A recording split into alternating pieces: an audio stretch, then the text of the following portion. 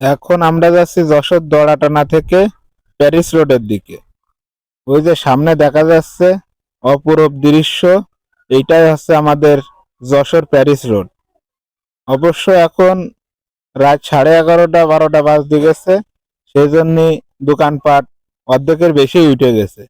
যে সময় পুরো দোকান সবকিছু বসা থাকে, অনেক লোক থাকে, দেখতে খুব ভালো লাগে। আর আপনারা যারা আমাদের এই প্যারিস রোডে আসেননি তারা অবশ্যই একবার হলে এসে ঘুরে যাবেন। অবশ্যই আসবেন আসর থেকে নিয়ে শুরু করে রাত 9টা 9:30টার ভিতরে। এরপরে আসলে কিছু তো দেখতেই পারবেন না, বরঞ্চ ছিনতাইকারীর কবলে পড়তে পারেন। সবাই সাবধানে থাকবেন। ইদানিং আমাদের যশোরে খুব চুরি ছিনতাই বেড়েছে।